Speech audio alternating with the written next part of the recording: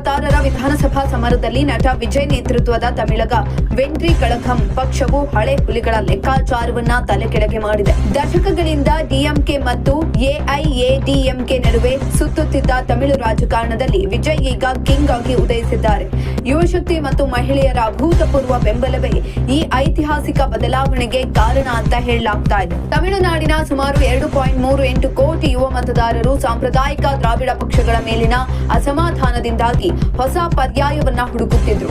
ವಿಜಯ್ ಅವರಲ್ಲಿ ಹೊಸ ಭರವಸೆ ಕಂಡ ಈ ಯುವ ಸಮೂಹ ಅವರ ವಿಜಯ್ ಮಕ್ಕಳ ಇಯಕ್ಕಂ ಸಂಘಟನೆಯನ್ನ ಶಕ್ತಿಯುತ ಮತ್ತು ಬ್ಯಾಂಕ್ ಆಗಿ ಪರಿವರ್ತಿಸುವಲ್ಲಿ ಯಶಸ್ವಿಯಾಗಿದೆ.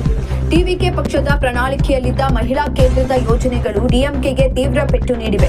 ಗೃಹಿಣಿಯರಿಗೆ ಮಾಸಿಕ ಹಣಕಾಸಿನ ನೆರವನ್ನ 2,500 ರೂಪಾಯಿಗೆ ಏರಿಸುವ ಭರವಸೆ, ಪ್ರತಿ ಮನೆಗೂ ಉಚಿತ ಎಲ್ಪಿಜಿ ಸಿಲಿಂಡರ್ ಯೋಜನೆ, ಈ ಎರಡು ಅಂಶಗಳು ಮಹಿಳಾ ಮತದಾರರನ್ನ ಸೆಳೆಯುವಲ್ಲಿ ಗೇಮ್ ಚೇಂಜರ್ ಆಗಿದೆ ಅಂತ ಹೇಳಲಾಗ್ತಾ ಇದೆ.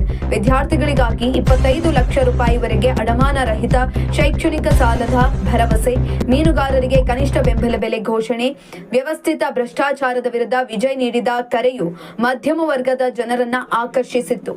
ವಿಜಯ್ ಕೇವಲ ಸಿನಿಮೀಯ ಶೈಲಿಯಲ್ಲಿ ಪ್ರಚಾರ ಮಾಡದೆ ಸಂಘಟನಾತ್ಮಕವಾಗಿ ಕೆಲಸ ಮಾಡಿದ್ರು. ರಾಜ್ಯದಾದ್ಯಂತ ಸುಮಾರು 69,000 ಬೂತ್ ಏಜೆಂಟ್ಗಳನ್ನು ನೇಮಿಸಿ ಬಲಿಷ್ಠ ಐಟಿ ವಿಭಾಗದ ಮೂಲಕ ಸಾಮಾಜಿಕ ಜಾಲತಾಣಗಳಲ್ಲಿ ಅಲೆ ಸೃಷ್ಟಿಸಿದ್ದು ಈ ಬಾರಿ ಡಿಎಂಕೆ ಪಲ್ಟಿ ಹೊಡೆಯಲು ಪ್ರಮುಖ ಕಾರಣ ಅಂತ ಹೇಳಲಾಗ್ತಾ ಇದೆ.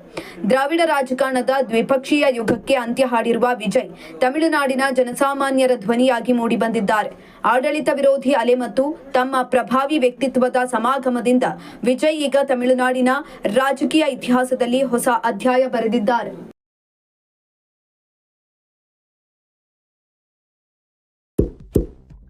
ಇಂತಹ ಇನ್ನಷ್ಟು ವಿಡಿಯೋಗಳಿಗಾಗಿ ಲೈಕ್ ಮಾಡಿ, ಫಾಲೋ ಮಾಡಿ, ಶೇರ್ ಮಾಡಿ.